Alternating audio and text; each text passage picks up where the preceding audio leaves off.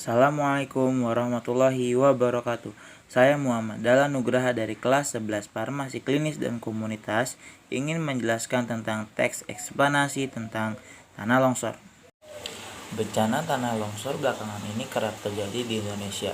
Beberapa daerah yang berada di dataran tinggi atau lereng pegunungan, secara sederhana tanah longsor diartikan sebagai pergerakan massa batuan, tanah atau puing-puing yang meluncur ke bawah karena adanya pengaruh gaya gravitasi. Pada keadaan lain, tanah longsor dapat terjadi bersamaan dengan banjir, gempa, ataupun gunung meletus. Tanah longsor meliputi tergelincir atau mengalirnya material tanah dan batuan karena pengaruh gaya gravitasi.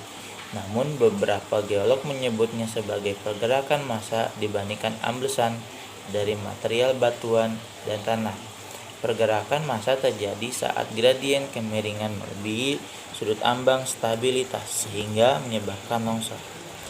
Tanah longsor dapat disebabkan oleh ketidakstabilan lereng.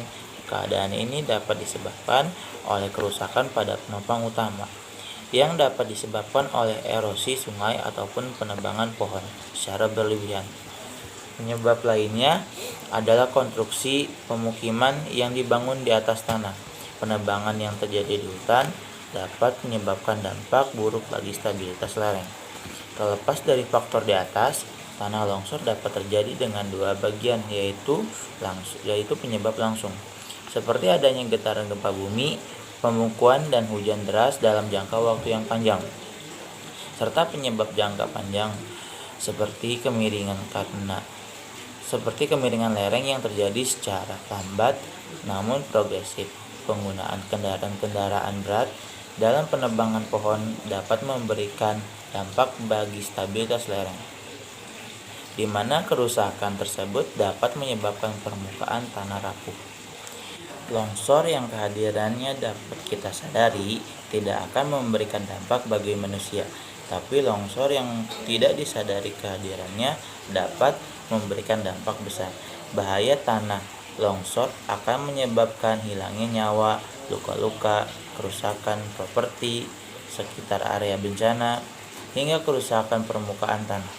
Walaupun demikian, angka bencana alam tanah longsor telah menurun di seluruh dunia. Hal ini dikarenakan tingginya kesadaran publik dan pemahaman ilmiah yang lebih besar. Pelarangan dan penegakan hukum yang tepat pun dapat disajikan solusi untuk mencegah korban jiwa dalam tanah longsor ini. Karena tanpa adanya penegakan hukum yang tegas, setiap pihak akan memanfaatkannya sebagai kesempatan untuk melakukan penebangan liar. Apabila tindakan pencegahan tidak dilakukan, banyak korban jiwa dan material yang terjadi dalam bencana tanah longsor ini akan terus berlanjut dan merugikan banyak pihak. Sekian, terima kasih. Wassalamualaikum warahmatullahi wabarakatuh.